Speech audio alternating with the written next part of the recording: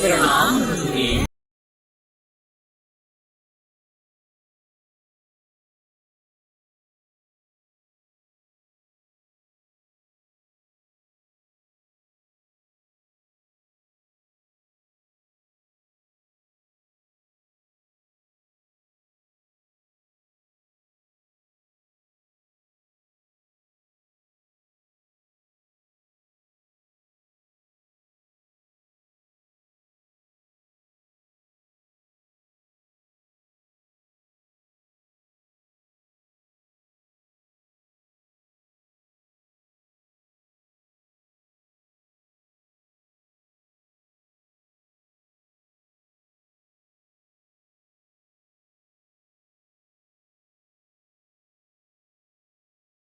विविध संप्रदायों का अध्ययन किया है, परंतु पंचम वेद के बारे में भिन्न भिन्न मतांतर हैं। गुरुदेव, आप मुझे पंचम वेद के वास्तविक सत्यता के ज्ञान पर प्रकाश डालें। पक्षापक्ष रहित वास्तविक सत्य क्या है, वो बताने की कृपा करें। हे प्रिय शिष्य, पंचम वेद की सत्यता का वास्तविक ज्ञान विश्व में किसी भी प्राणी को नहीं है। बड़े बड़े ऋषि, महर्षि और ज्ञानी भी इस दिव्य ज्ञान से वंचित है। पंचम वेद का ज्ञान आदि काल में ही लुप्त हो गया। हे गुरुदेव, पंचम वेद का ज्ञान पृथ्वी पर किसी भी प्राणी को नहीं है। ऋषि, महर्षि और ज्ञानियों को इस ज्ञान की प्राप्ति संभव क्यों नहीं हो सकी? इसका मुख्य कारण और सत्य क्या है गुरुदेव? अनादिकाल अर्थात सृष्टि के आरंभ काल में सृष्टि के क्रम को आगे बढ़ाने के शुभ आशय से पंचम वेद के ज्ञान को लुप्त किया गया था। हे गुरुदेव, आप हमें पंचम वेद के ज्ञान का मार्गदर्शन करें। इस क्षण मेरा मन भ्रमित हो रहा है। पंचम वेद का दिव्य ज्ञान क्या है, वो लुप्त क्यों हुआ? इसके बारे में जानने के लिए हम बहुत लालायित हैं। हे प्रिय शिष्य, यह एक विस्तृत कथा है। इसका विस्तार पूर्वक वर्णन करना यथास्थिति संभव नहीं है, परंतु तुम्हारी उत्सुकता देखकर मैं इसका संक्षिप्त रूप में वर्णन करता हूं। हे शिष्यगण, एकाग्र चित्त से इसे ग्रहण करो।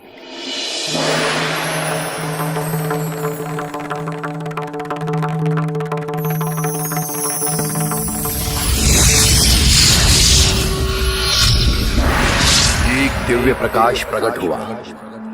उसमें सर्जनहार ने ब्रह्मांड का निर्माण किया। सर्जनहार ने ब्रह्मांड के मध्य में रहकर ब्रह्म क्षेत्र रूपी खेत में जगत रूपी रचना की खेती की है। उन्होंने ब्रह्मांड में ग्रह, इंड और आकाश गंगा की रचना की। अंतरिक्ष में 14 धामों तथा पाताल में 14 धामों की रचना की।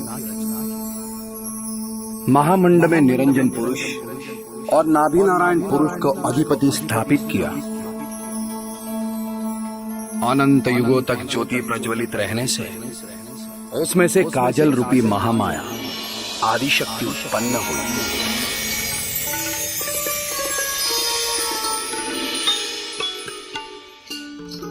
हे सर्वशक्तिमान, सृष्टि के निर्माणकर्ता, आप योग माया का प्रणाम स्वीकार करें।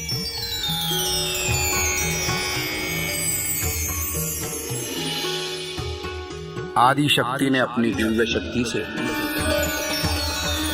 श्री हरि विष्णु को उत्पन्न किया, जो शेषनाग पर विराजमान चतुर्भुज रूप में थे। तत्पश्चात श्री ब्रह्मा जी प्रकट हुए। उसके बाद आदि शक्ति ने अपनी शक्ति से शिव जी को उत्पन्न किया। उसके बाद 3 देवियों को उत्पन्न किया।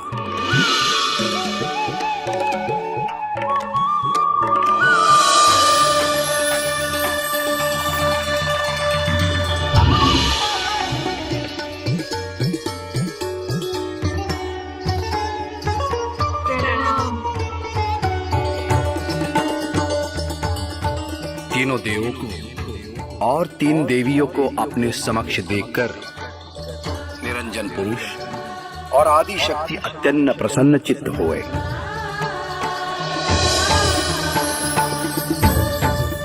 निरंजन मन में सोचने लगे, हमें किसने उत्पन्न किया? उसकी खोज करने सब कुछ छोड़कर वे धुंधुकार शून्य में समाधि में चले गए। कुछ युग के बाद आकाशवाणी हुई, हे शक्ति, सृष्टि का क्रम आगे बढ़ा। तब शक्ति ने 3 देवों को 3 देवियों को सुप्रत किया।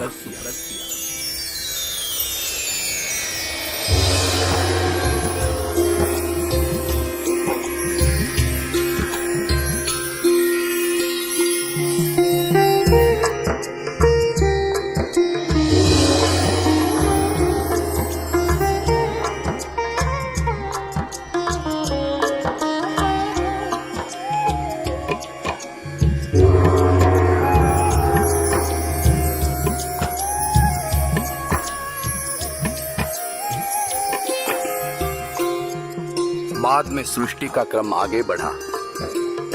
ब्रह्मा ने सृष्टि की रचना का दायित्व स्वीकारा, विष्णु ने सृष्टि के पालन का और शिव जी ने सृष्टि के संहार का दायित्व स्वीकारा।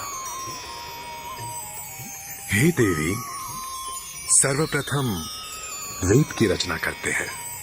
हाँ ब्रह्मदेव, जो समग्र सृष्टि और जगत के लिए कल्याणकारक हो। ब्रह्मा जी ने अपने दिव्य शक्ति से 4 सनकादिक उत्पन्न किए। सनक, सनंदन, सनंद और सनत।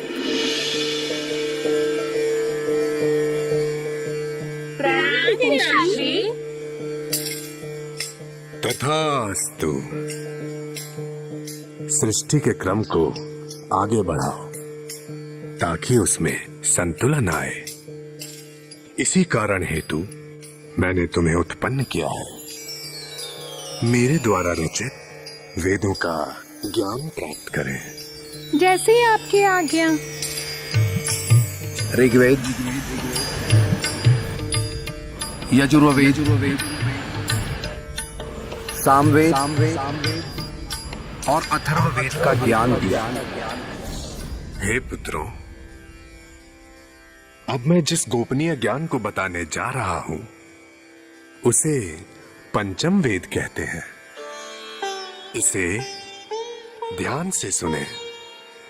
स्वसम वेद। हे गुरुदेव, क्या ब्रह्मा जी के 5 मुख थे? हाँ वत्स, तो उस ऊर्ध्वमुख की वाणी से बना कौन सा ज्ञान है? 4 वेद में जिस पद के लिए नीति पुकारी गई उससे परे का सर्वोच्च ज्ञान अर्थात परम पद का ज्ञान है। 4 वेदों में सर्जनहार द्वारा जो उत्पत्ति की गई उसकी पूर्णतः जानकारी है,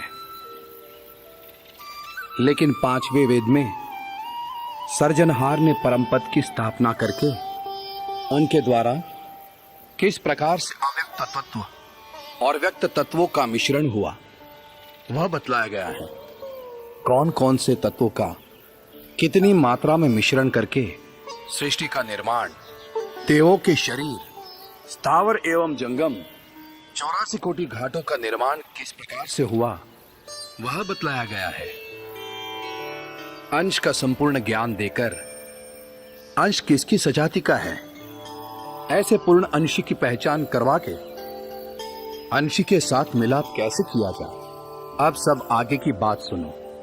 पंचम वेद का ज्ञान सुनकर सनकादिकों के मन में सर्जनहार के परम पद को पाने की उत्कंठा जाग उठी और कर्तापद का ज्ञान सुनकर सनकादिकों ने ब्रह्मा जी से प्रश्न पूछा। हे पिताश्री ब्रह्मदेव, आपसे पंचम वेद का ज्ञान प्राप्त करके हम धन्य हुए, परंतु हमारे मन मस्तिष्क में उठ रहे प्रश्नों का उत्तर जानना अति आवश्यक है। वह प्रश्न क्या है बालक? उसका उत्तर तुम्हें अवश्य मिलेगा। हे पिताश्री, आप हमारे पिता हैं, तो आपके पिता कौन है? मेरे पिता ज्योति स्वरूप निरंजन पुरुष हैं। वे तीव्र वैराग धारण करके धंधुकार शून्य में परम पिता की खोज में तपस्या कर रहे हैं। हे पिताश्री, आपके पिता निरंजन पुरुष के बारे में जानकर हम धन्य हुए। अब हमें भी संसार सुखों का कोई मोह नहीं है और सांसारिक सुख भोगने की कोई इच्छा भी नहीं है, इसलिए हम भी हमारे दादाश्री के मार्ग पर परम पद प्राप्ति हेतु चले जाएंगे। हे पुत्रों, तुम ये सब क्या कर रहे हो? सृष्टि के क्रम को आगे बढ़ाने हेतु ही मैंने तुम्हें उत्पन्न किया है। क्षमा करें पिताश्री, आप हमें परम पद मार्ग की प्राप्ति पर जाने के लिए आदेश दें।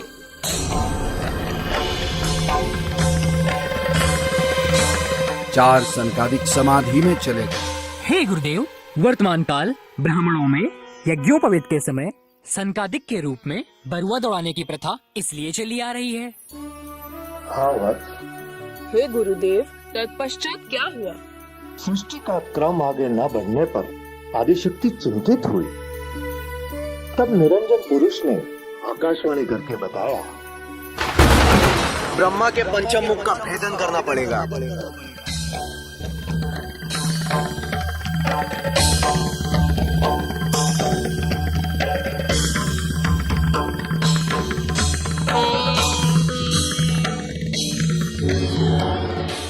प्रणाम ब्रह्मदेव। प्रणाम श्री हरि विष्णु। ब्रह्मलोक में आपका स्वागत है। हे श्री हरि विष्णु, आपके ब्रह्मलोक में पधारने के प्रयोजन से अवगत करें। मैं आपको इस सृष्टि के क्रम को आगे बढ़ाने के दायित्व से अवगत करवाने आया हूं। सृष्टि का क्रम आगे क्यों नहीं बढ़ रहा? हे श्री हरि विष्णु, मैंने चारों सनकादिक को और 10,000 विधि पुत्रों को चारों वेदों का ज्ञान सुनाया। तत्पश्चात 5वें ऊर्ध्व मुख से 5वां वेद सुनाया तो सभी पुत्र वैराग धारण करके तपस्या करने चले गए। लगता है अब मुझे कैलाशपुरी ही जाना पड़ेगा।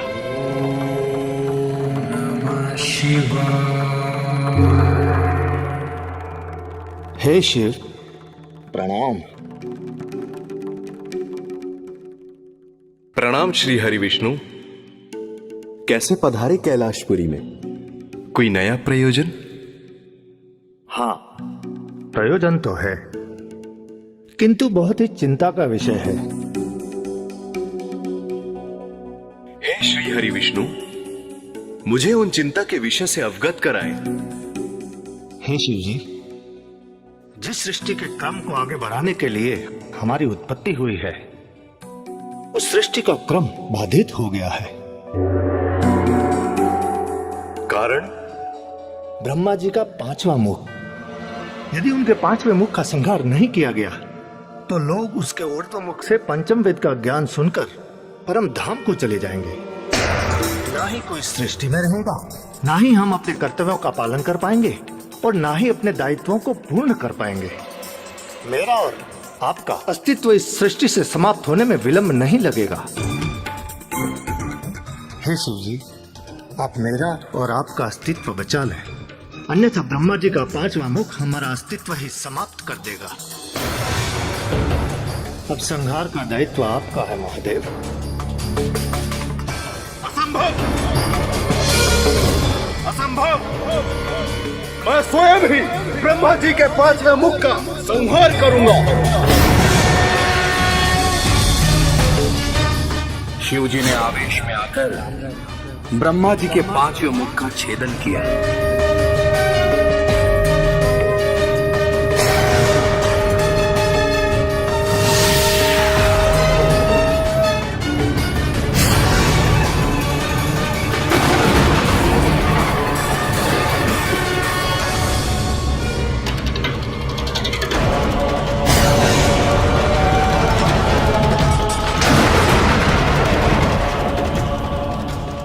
ब्रह्मदेव, आप सृष्टि के क्रम को आगे बढ़ाइए। अवश्य शिव शंभु।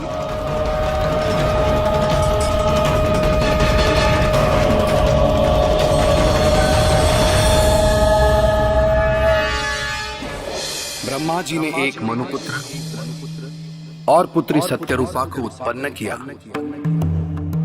हे पिताश्री, अपने पुत्र का प्रणाम स्वीकार करें। हे मनु, मैंने तुम्हें सृष्टि का क्रम आगे बढ़ाने के लिए उत्पन्न किया। प्रणाम पिताश्री। तथास्तु। गुरुदेव, तो क्या सृष्टि का क्रम आगे बढ़ा? हाँ, 5वें मुख के उच्छेदन के बाद संसार में चारों वेद के ज्ञान को आधारभूत माना गया। सभी लोग मानने लगे कि वेद सिद्धांत के आधार पर ब्रह्म ही सर्वोपरि है। मृत्यु के बाद आत्मा ब्रह्म यानी परमात्मा में लीन हो जाती है। वर्षों बाद चारों वेद के अध्ययन के पश्चात ज्ञानी पुरुषों ने 6 शास्त्रों की रचना की। उसमें भी अंततः तो सचराचर ब्रह्म को ही सर्वोपरि बताया गया है। व्यास मुनि द्वारा जब 18 पुराणों की रचना हो गई तो सगुण देवी देवताओं का प्रभाव बढ़ गया। सगुण सिद्धांत का आधार लेकर जीव कर्मकांड में भटक गए और फिर जन्म मरण के चक्रव्यूह में फंस गए। लेकिन किसी ने भी सृजनहार को खोजने की कोशिश नहीं की। पंचम वेद को लुप्त हुए करोड़ों कल्प बीत गए। सगुण और निर्गुण सिद्धांत में उठे हुए जीव अपने निज चैतन्य अंश स्वरूप और सजातीय अंशी को जान न सकने से कोई भी जीव सृजनहार के परम धाम को वापस लौट न सका। अर्थात जीव कालमाया के अधीन होकर जन्म मरण में भटकने लगे। कोई भी जीव अपने मूल धाम में गया ही नहीं। इसलिए सृजनहार ने अपने सानिध्य में रखे हुए परम विशेष अंश को अंश और अंशी का ज्ञान देने के लिए ब्रह्मांड में जाने की आज्ञा दी। कर्ता के आदेश का सम्मान करके आज्ञा पाते ही परम विशेष पाटवी कैवल धाम छोड़कर ब्रह्मांड में आ गए। कैवल धाम से निकलने के बाद 9 बुद्धि और 16 विभूतियों से संपन्न अलौकिक दिव्य देह धारण करके सीधे अंतरिक्ष मार्ग से प्रथम निरंजन धाम में आए। वहां आकर निरंजन से मिले और उनको कैवल लक्ष्य देके आगे के लिए निकल पड़े।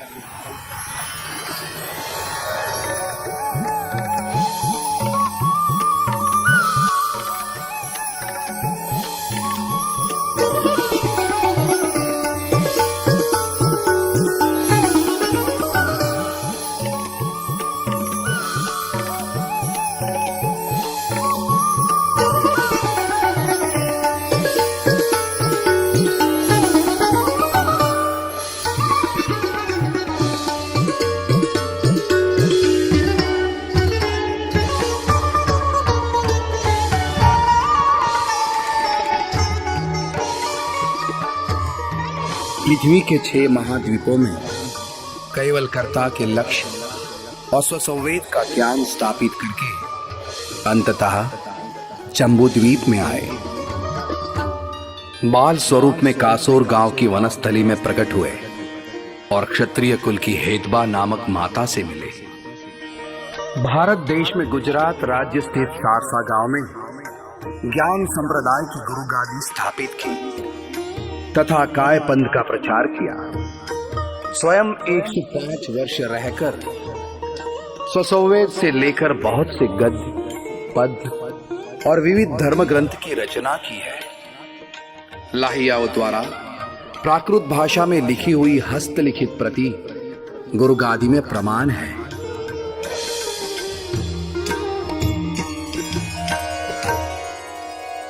हे गुरुदेव, आपको कोटि कोटि वंदन।